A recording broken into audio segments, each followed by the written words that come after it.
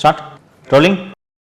ஒவ்வொரு வாட்டி வெளிநாட்டுக்கு டூருக்கு போகும்போதும் அந்த ஊரில் ஏதாவது ஒரு இடத்துல இவரும் இவரது மனைவியும் நின்று கொண்டு ஃபோட்டோ எடுத்து அதை ரிலீஸ் பண்ணுறது தமிழ்நாட்டில். இந்த புகைப்படங்களை அரசின் செய்தி விளம்பரத்துறையே வெளியிடுகிறது. அமெரிக்காவுக்கு போயிருந்தப்போ இதே மாதிரி அமெரிக்காவில் சைக்கிள் ஓட்டுற ஒரு ஃபோட்டோவை ரிலீஸ் பண்ணாங்க. இங்கேருந்து சைக்கிள் ஓட்டுறதுக்காக அவனை ஓட்டு போட்டு அமெரிக்காவுக்கு அனுப்பணும். இவங்க ஊரை சுற்றி பார்க்குறதுக்கு மக்கள் வரி பணத்தை எப்படி வீணடித்திருக்கிறார்கள் தெரிகிறதா?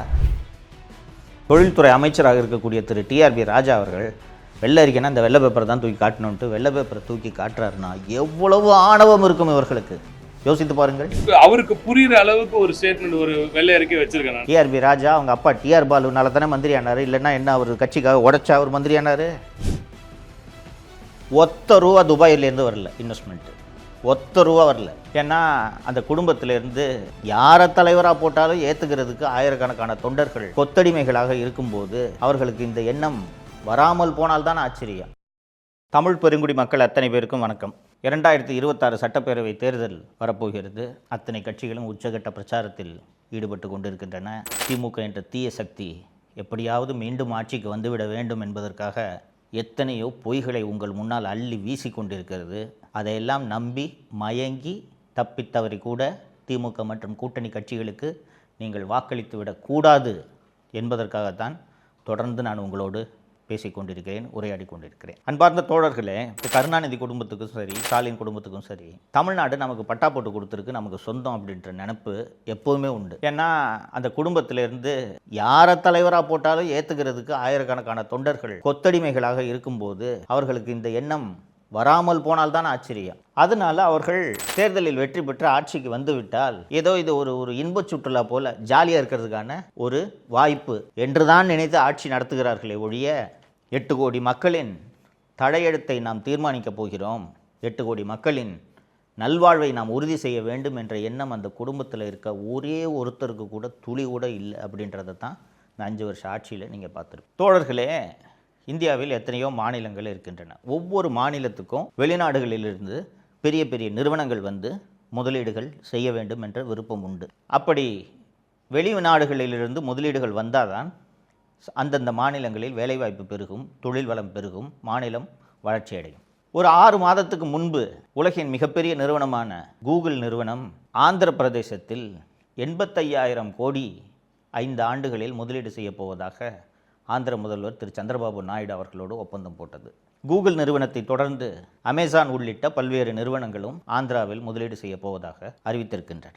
கூகுள் நிறுவனத்தின் சிஇஓவாக யார் இருக்கிறார் என்பது உங்கள் அத்தனை பேருக்கும் தெரியும். தமிழர், நம்ம ஊருக்காரர் சுந்தர் பிச்சை. அப்படிப்பட்ட சுந்தர் பிச்சை முதலீடு செய்வதற்கு தமிழகத்தை தேர்ந்தெடுக்காமல் ஏன் ஆந்திராவை தேர்ந்தெடுத்தார்? ஏனென்றால் ஆந்திராவில் முதலீடு செய்வதற்கு ஏற்ற மாதிரியான சூழலை அந்த மாநில அரசு உருவாக்கி வைத்திருக்கிறது. முதலீடுன்றது என்ன? எதற்காக முதலீடு செய்ய போகிறார்கள்?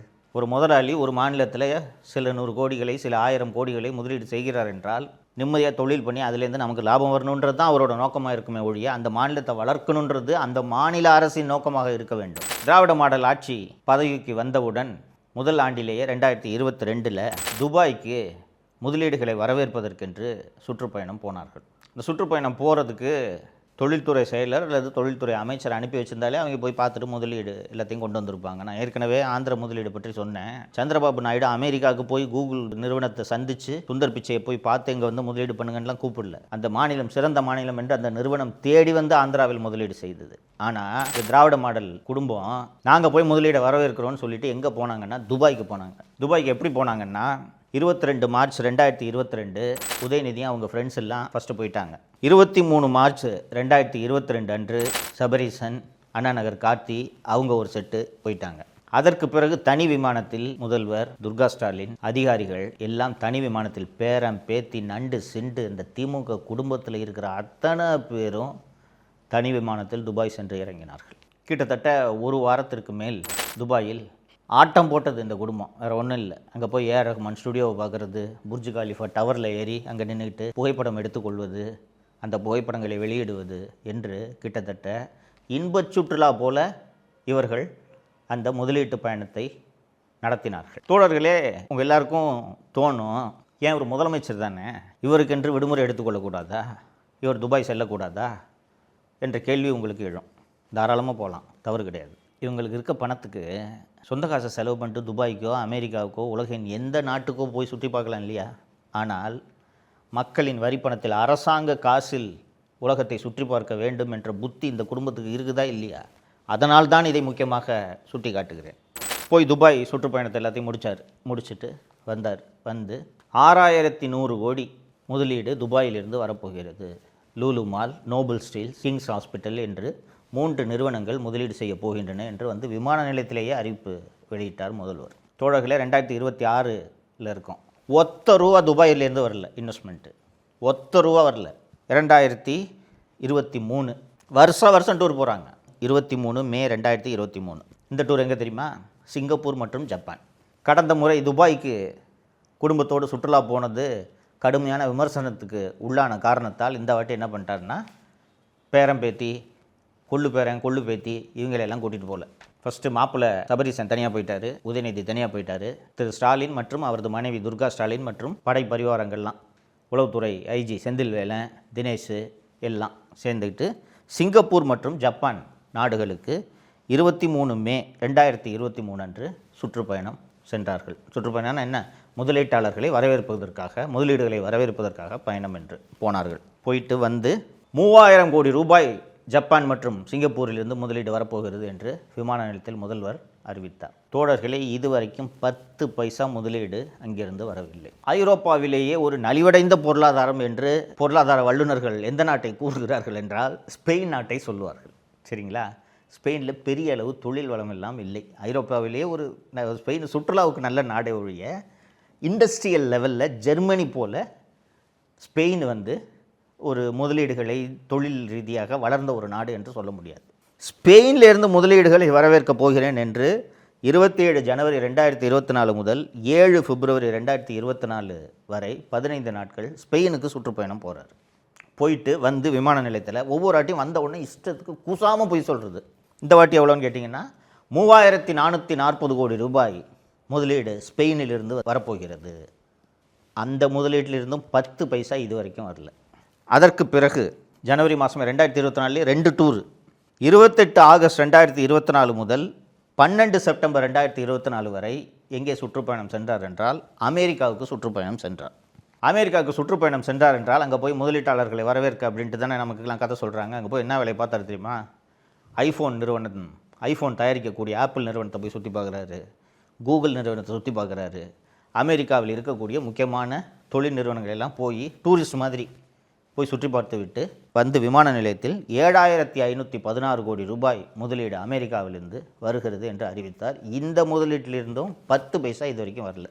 இதில் என்ன விசேஷம் கேட்டிங்கன்னா, ஒவ்வொரு வாட்டி வெளிநாட்டுக்கு டூருக்கு போகும்போதும் அந்த ஊரில் ஏதாவது ஒரு இடத்துல இவரும் இவரது மனைவியும் நின்று கொண்டு ஃபோட்டோ எடுத்து அதை ரிலீஸ் பண்ணுறது தமிழ்நாட்டில்.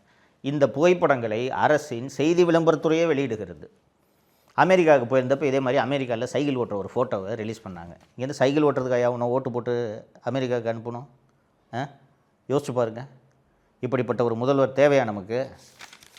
அதற்கு பிறகு கடைசி சுற்றுப்பயணம் 30 ஆகஸ்ட் 2025 முதல் 8 செப்டம்பர் 2025 வரை 8 நாட்கள் சுற்றுப்பயணமாக ஜெர்மனி மற்றும் இங்கிலாந்துக்கு சுற்றுப்பயணமாக முதல்வர் அவரது குடும்பத்தோடு மனைவி திருமதி துர்கா ஸ்டாலின் மற்றும் செந்தில்வேலன் படை பரிவாரங்களோடு சென்றார். இந்த முறை ஐரோப்பிய சுற்றுப்பயணம், இந்த ஜெர்மனி மற்றும் யூகே சுற்றுப்பயணம் முடிந்த பிறகு வந்து இவர்கள் அறிவித்த முதலீடு எவ்வளவு தெரியுமா? 15000 கோடி ரூபாய்க்கு முதலீடு ஜெர்மனி மற்றும் இங்கிலாந்திலிருந்து வரப்போகிறது என்று அறிவித்தார்கள். இதுக்கு நடுவில் ஒரு தமாசெல்லாம் பண்ணாங்க. ஆக்ஸ்போர்டு பல்கலைக்கழகத்தில் பெரியாரின் படம் நிறுவப்பட்டது என்று ஒரு பெரியாரோட ஃபோட்டோ வச்சு அந்த புகைப்படங்களை எல்லாம் வெளியிட்டார்கள். அந்த ஆக்ஸ்போர்டு பல்கலைக்கழகம் வந்து எல்லாமே இன்டர்நெட்டில் அதோட டீட்டெயில்ஸ் எல்லாம் அவைலபிள்.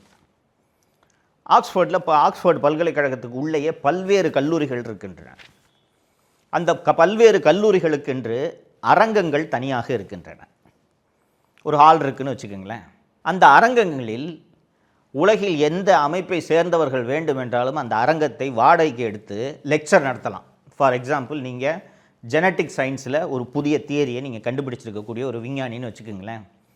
இந்த ஜெனட்டிக் சயின்ஸ் பற்றி நான் ஒரு பேப்பரை ப்ரெசென்ட் பண்ணுறேன் அப்படின்ட்டு இந்த ஜெனட்டிக் சயின்ஸ் சம்மந்தமாக படிக்கக்கூடிய மாணவர்கள், ஆராய்ச்சியாளர்கள் வந்து இந்த லெக்சரை அட்டென்ட் பண்ணலாம் அப்படின்ட்டு நீங்கள் அந்த ஹாலை வாடகை எடுத்துக்கலாம். சரிங்களா? அப்போது அந்த ஆக்ஸ்ஃபோர்டு பல்கலைக்கழகத்திலேயே ஜெனட்டிக் சயின்ஸ் பற்றி படிக்கக்கூடிய மாணவர்கள் உங்களோட லெக்சரை, நீங்கள் முக்கியமான ஆளாக இருந்தீங்கன்னா வந்து அந்த லெக்சரை அட்டென்ட் பண்ணுவாங்க. சில லெக்சர்ஸ்க்கெல்லாம் டிக்கெட் கொடுத்து வாங்கணும். ஓகேங்களா? இது போல் ஆக்ஸ்ஃபோர்டு பல்கலைக்கழகத்தில் ஒரு ஹாலை வாடகை எடுத்து ஒரு சாதாரண ஸ்டாண்ட் இருக்கும் தெரியுமா, புகைப்படங்கள்லாம் வைக்கிற மாதிரி, இறந்து போனவங்களுக்கெல்லாம் அஞ்சலி செலுத்துறதுக்கு ஒரு புகைப்படம், ஒரு ட்ரைபாடு மாதிரி வச்சு அதில் ஒரு ஃபோட்டோ வைப்பாங்கல்ல, இது மாதிரி 1500 ரூபாய்க்கு ஒரு பெரியார் ஃபோட்டோவை வாங்கி அந்த ஹாலை வாடகைக்கு எடுத்து அங்கே போய் இவரை கோட்டு சூட்டு போட்டுக்கிட்டு பேசுகிற மாதிரி ஒரு பேச வச்சு அதில் ஒரு ஃபோட்டோ வச்சு ஆக்ஸ்ஃபோர்டு பல்கலைக்கழகத்தில் பெரியார் படத்தை முதல்வர் நிறுவினார் என்று இதற்கு ஒரு பொய்யை சொன்னார்கள்.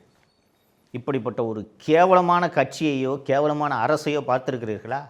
இந்த வேலையை பண்ணுறதுக்கு மக்களோட வரிப்பணம் கோடிக்கணக்கில் செலவிடப்பட்டிருக்கிறது.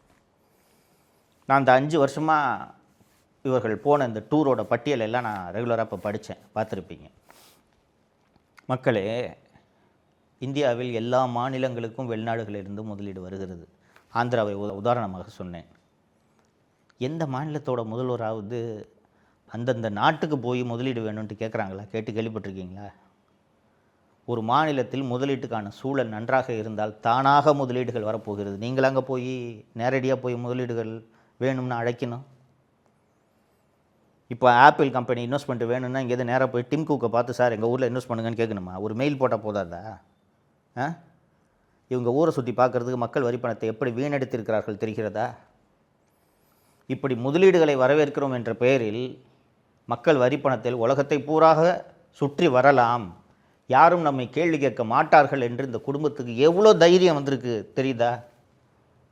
எங்கேருந்து இந்த தைரியம் வரும்? எவ்வளோ தான் இந்த 5 வருஷத்தில் முதலீடு வந்துச்சு? வெள்ளை அறிக்கை வெளியிடுங்கள் என்று எதிர்க்கட்சி தலைவர் திரு எடப்பாடி பழனிசாமி அவர்கள் பலமுறை வலியுறுத்தியிருக்கிறார். தொழில்துறை அமைச்சராக இருக்கக்கூடிய திரு டிஆர்பி ராஜா அவர்கள் வெள்ளை அறிக்கைனா இந்த வெள்ளை பேப்பரை தான் தூக்கி காட்டணுன்ட்டு வெள்ளை பேப்பரை தூக்கி காட்டுறாருன்னா எவ்வளவு ஆணவம் இருக்கும் இவர்களுக்கு? யோசித்து பாருங்கள். மக்கள் வரி பணத்தில் உலகம் பூரா போய் சுற்றுறீங்க, குடும்பத்தோடு போய் சுற்றுறீங்க. எவ்வளையா முதலீடு வந்திருக்குன்ட்டு அது சம்மந்தமான ஃபேக்சுவல் ரிப்போர்ட் கொடுங்கன்னு வெள்ளை அறிக்கை கேட்டால் வெள்ளை பேப்பரை தூக்கி காட்டுறாருன்னா எவ்வளவு ஆணவம் இருக்கும் இவர்களுக்கு? இந்த ஆணவக்காரர்கள் மீண்டும் ஆட்சிக்கு வரலாமா? இதை நீங்கள் யோசிக்க வேண்டும். ஆட்சிக்கென்று வந்து விட்டால், மக்கள் வாக்களித்த ஆட்சி கட்டிலில் அமர்ந்து விட்டால் நம்மை யாரும் எதுவும் செய்ய முடியாது என்ற ஆணவம் திமுகவில் இருக்கக்கூடிய அத்தனை பேரிடமும் இருக்கிறது. நீங்கள் இதை மறந்துடக்கூடாது. டிஆர்பி ராஜா அவங்க அப்பா டிஆர் பாலுனால தானே மந்திரி ஆனார், இல்லைன்னா என்ன அவர் கட்சிக்காக உடைச்சா அவர் மந்திரி ஆனார்? இப்படிப்பட்ட ஆணவக்காரர்கள் மீண்டும் ஆட்சியில் அமர்வதை நீங்கள் ஒரு நாளும் அனுமதிக்கக்கூடாது. நீங்கள் நினைவில் வைத்துக் கொள்ளுங்கள். தப்பி தவறி யாராவது நான் திமுகவுக்கோ திமுக கூட்டணி கட்சிக்கோ வாக்களிக்க போகிறேன் என்று சொன்னால் அவர்களிடம் பேசி புரிய வைக்க வேண்டியது இந்த வீடியோவை பார்க்கும் ஒவ்வொருவரது கடமை என்பதை இந்த நேரத்தில் நான் உங்களுக்கு நினைவுபடுத்த விரும்புகிறேன். மறந்துவிடாதீர்கள் தோழர்களே, திமுக என்ற தீய சக்தி தப்பி தவறி கூட ஆட்சிக்கு வரக்கூடாது. இதை நினைவில் வைத்துக் கொள்ளுங்கள். வாக்களிக்கும் போது இதை மறந்து விடாதீர்கள். நன்றி. தமிழகத்தை காப்போம்.